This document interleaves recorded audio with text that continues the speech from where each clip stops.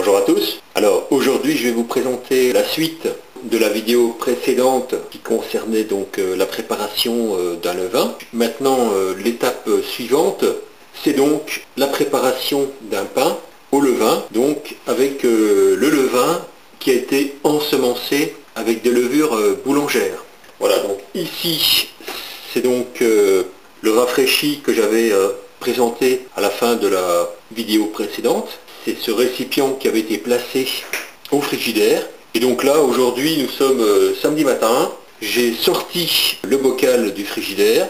La température dans le frigidaire était autour de entre 7 et 10 degrés. Ça dépend à quelle hauteur on se situe dans le frigidaire. Donc maintenant, une fois que le levain est sorti du frigidaire, il faut le laisser à température ambiante pour réactiver les levures.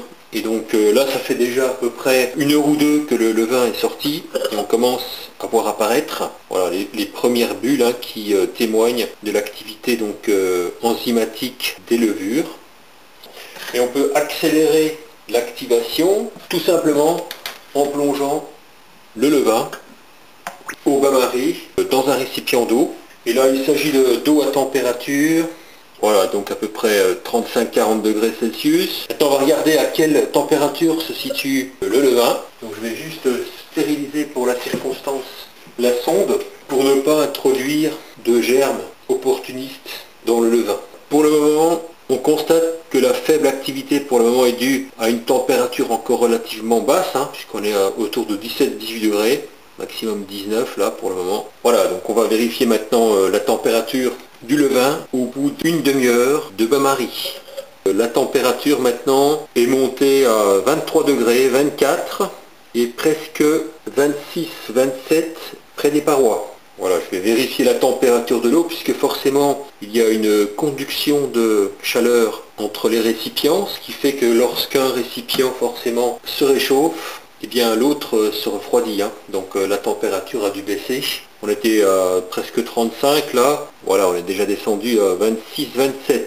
Voilà, donc on ne pourra pas probablement gagner plus de calories donc pour faire élever davantage la température du levain. Donc le mieux c'est de changer l'eau et de remettre de l'eau bien chaude pour la prochaine demi-heure. Voilà, donc là j'ai changé l'eau, donc j'ai remplacé l'eau par de l'eau plus chaude et on va voir à quelle température elle se situe. Donc à mon avis elle doit être autour de 35. Voilà, donc on est à 35, 36, voire 37 degrés. Donc c'est très bien, même 38, jusqu'à 40, c'est parfait.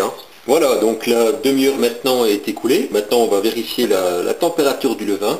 Voilà, donc au centre, maintenant, je suis à peu près à 30 degrés. Donc là, c'est une température, on va dire, idéale pour la prolifération des levures et donc pour l'activation de leur métabolisme. Donc là, c'est parfait. Donc maintenant, je vais ajouter les 100 g de farine pour réalimenter le levain.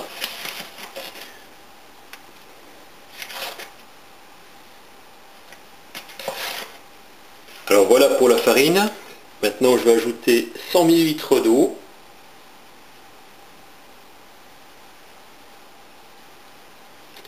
On n'est pas à quelques grammes près bien sûr. Ensuite, il me reste à mélanger, incorporer donc la nouvelle farine humidifiée au levain, donc au rafraîchi. Voilà, je mélange bien pour éviter la persistance des grumeaux. Donc je veille toujours à ne pas trop souiller les bords du bocal, en tout cas en hauteur. Voilà, donc maintenant le levain est bien homogène. Je vais remettre la capsule sur le récipient. J'ai fait chauffer l'eau qui était dans le récipient pour le remettre à température. Donc c'est chaud au toucher mais c'est supportable en fait.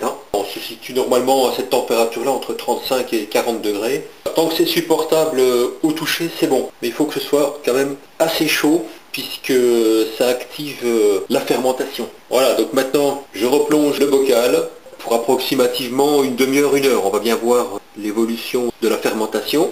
Voilà, donc là je suis à peu près 3 cm en dessous des souillures en fait, qui sont sur les parois du bocal. Donc je repose la capsule, mais je ne la ferme pas hermétiquement. Alors au bout de à peu près une demi-heure, la température donc du bain-marie est descendue à 32 degrés.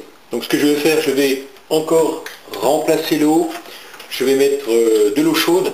Si on met les ingrédients à température, surtout pour le levain, la fermentation sera plus rapide. Voilà, donc l'eau est à nouveau à température. Maintenant je vais repositionner le bocal encore pour une demi-heure. Alors pendant ce temps-là, j'ai préparé 2 cuillères à café de graines d'anis vert, 125 g d'eau de source, 25 g d'huile d'olive, 8 g de sel. Donc là il s'agit de sel gros, donc du sel de Guérande. Et ici il s'agit d'un mélange de 200 g de farine type 65 avec 150 g de farine type 110, donc de la farine complète. Les deux farines sont des farines de blé. Voilà, donc on voit qu'au bout d'une heure, le levain a bien levé. Donc maintenant je vais retirer le bocal du bain-marie. Et donc c'est maintenant ce levain qui va me servir pour préparer le nouveau rafraîchi. Donc j'ai un bocal qui est propre. On a toujours à peu près les mêmes quantités, puisque ce qu'on ajoute dans le petit levain, on le retire après pour faire le suivant. Ce qui est plus ou moins constant dans la fabrication du levain, ce sont les 200 g de farine et les 200 ml d'eau. Voilà, donc maintenant je vais transvaser les 3 cuillères à soupe de levain, mais avant ça je vais mélanger donc, cette pâte, et on peut donc constater qu'elle a bien levé, elle a réduit pratiquement de moitié. En mélangeant, on dissipe en fait les bulles de gaz qui sont dans le levain. Et ça me permet de récupérer une masse plus compacte du levain. Voilà, donc là je prends les...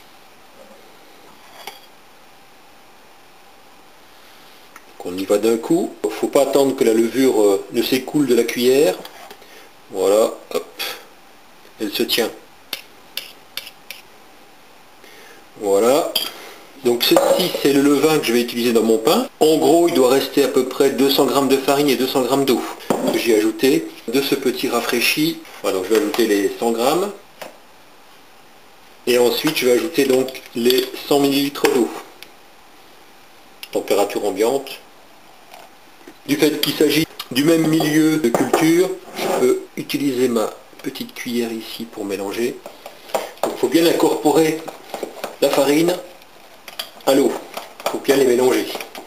Le levain suivant maintenant est prêt. Ça c'est la nouvelle capsule. Voilà, je ferme sans serrer. Je positionne le nouveau levain au frigidaire pour la prochaine confection du pain. Maintenant tous les ingrédients sont prêts pour la réalisation du pain. Je commence par faire chauffer les 120 ml d'eau, 120-125, donc pour atteindre une température de 40 degrés à peu près, et auquel je vais ajouter les 8 g de sel. Ensuite je nettoie correctement les ustensiles pour récupérer le maximum de levain. Ensuite dans la cocotte je déverse le levain.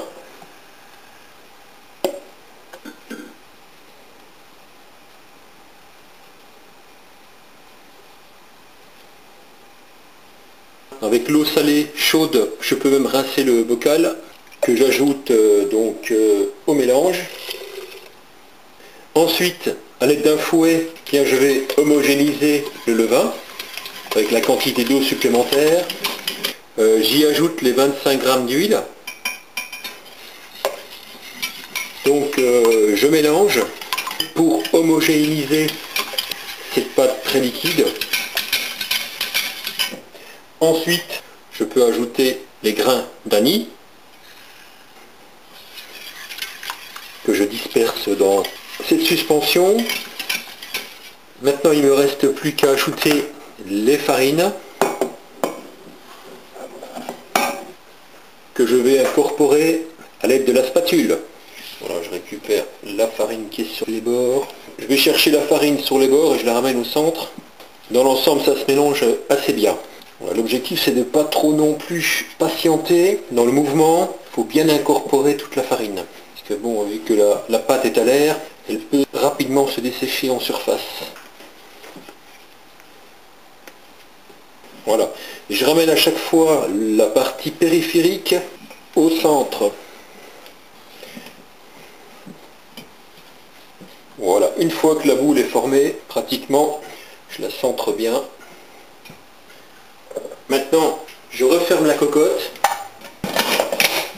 Voilà, donc simplement ce que je fais, je prends de l'eau que j'ai chauffée à température, donc un bon 40 degrés, 40-45 degrés, dans une casserole, et j'y positionne tout simplement la cocotte dessus. Ça me permet de garder la cocotte à bonne température. Je vais attendre maintenant une demi-heure avant le premier pliage. Voilà, donc au bout de la première demi-heure, eh bien on procède comme dans la vidéo précédente qui présentait la fabrication d'un pain sans casserole. Donc ici je vais effectuer en fait 3 fois un pliage des 4 bords. Alors j'utilise maintenant ces petites cordes de pâtissier pour prendre la pâte. Je la prends à peu près au milieu, je peux la soulever et replier en fait de l'autre côté.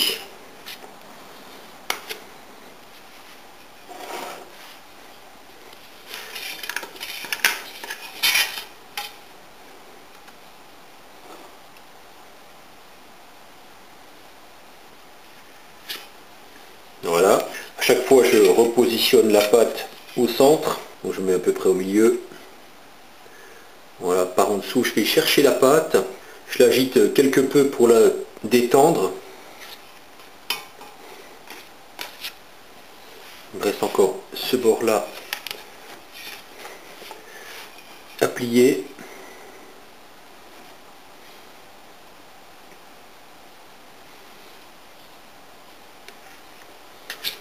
Voilà, mais ça je l'avais déjà présenté dans la vidéo précédente. Donc je vais procéder encore à 2 pliages espacés d'une demi-heure chacun. Alors là je vais procéder maintenant au 3e pliage.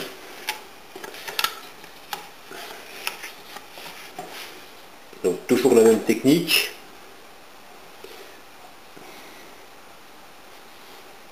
Étirer la pâte et rabattre le volet.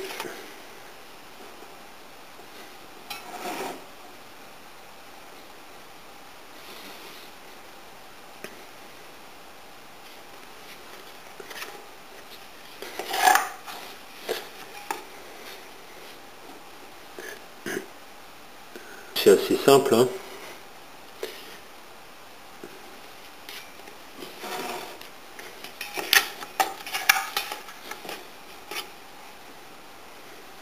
En utilisant ces cordes de pâtissier, ça permet d'éviter de faire coller la pâte au doigt. Et je vais repositionner la cocotte à température. Je laisse encore mûrir la pâte pendant 30 minutes. Pendant ce temps, donc, je récupère le panier dans lequel je vais donc poser le linge, bien au centre. Placer de la farine généreusement au fond de la panière. Je répartis la farine sur toute la surface. Et ensuite, j'enfarine le plan de travail qui va recevoir la pâte. Alors maintenant, la dernière demi-heure est écoulée. J'essaye d'éviter de faire tomber la pâte de la casserole. Je préfère maintenant la prendre avec les cordes de pâtissier. J'essaie de récupérer la pâte par en dessous pour la décoller du support. Voilà, et je la pose sur le plan de travail. Comme mon moule est plutôt en longueur, donc je vais faire un dernier pliage dans le sens de la largeur.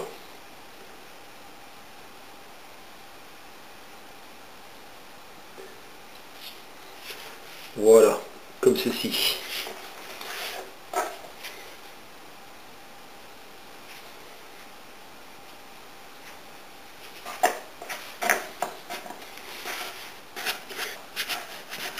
J'essaye d'arranger un peu la pâte pour qu'elle ait un aspect relativement rectangulaire, comme ceci. Et maintenant je vais la poser dans la panière. Donc, je vais la mettre à côté, ici.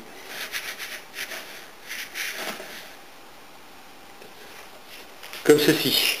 Je rajoute encore un peu de farine pour éviter que la pâte ne colle sur le linge. Alors je replie délicatement, sans trop serrer, le linge.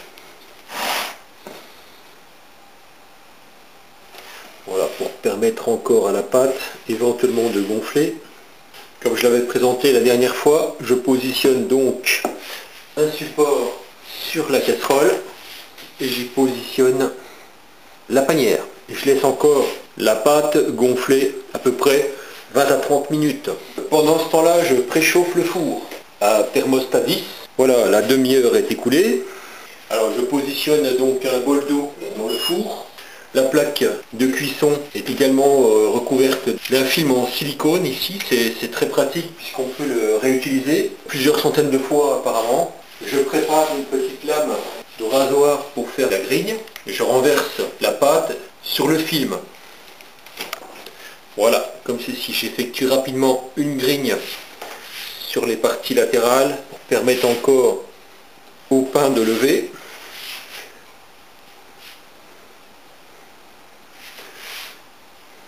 Et je positionne immédiatement le pain au four à mi-hauteur. Je vais laisser cuire le pain à peu près 2 minutes à thermostat 10, puis je le laisserai cuire encore 18 minutes à thermostat 9 et approximativement 20-25 minutes à thermostat 8. Alors voici à quoi ressemble le pain après 20 minutes de cuisson. Il a bien gonflé déjà. Donc à thermostat 8 pendant encore une vingtaine de minutes. Voilà, donc pour un pain qui au final pèse 740 grammes, 750 grammes, on a un pain qui est tout de même bien levé. Donc dans l'ensemble, j'ai fait ici donc une synthèse des vidéos précédentes qui permet maintenant d'être autonome pour la préparation d'un pain, depuis la préparation du levain et donc jusqu'à la cuisson. Donc on pouvait aussi envisager de positionner le pain plutôt que sur la plaque. On aurait pu la mettre dans une cocotte en fonte, hein, par exemple. On part de son propre levain, préparé avec des levures boulangères, et on peut parvenir à réaliser son propre pain. Voilà, donc ce que je vais faire maintenant, je vais le couper pour voir l'aspect de la mie. Je vais commencer par cette partie-ci. Voilà, de toute façon, une belle croûte. Je pense qu'il est assez cuit, hein, il a dû cuire 40 minutes. Voilà, donc dans l'ensemble, on a bien un pain qui est texturé, qui est alvéolé. Il est encore un tout petit peu humide, je dirais. Donc il aurait fallu peut-être le cuire, allez, 2-3 minutes en plus. Hein. Donc un pain, c'est entre 40 et 45 minutes en général, en tout cas pour un pain de 750 grammes. Mais dans l'ensemble, il est plutôt réussi. Hein. Donc on voit bien la croûte. Et puis voilà, une mie qui est bien souple. Et puis avec les graines d'anis, on a vraiment un pain qui est très aromatisé. À peu près 8 grammes d'anis, ça suffit. Hein. Maximum 10, je dirais. On va voir un peu plus loin.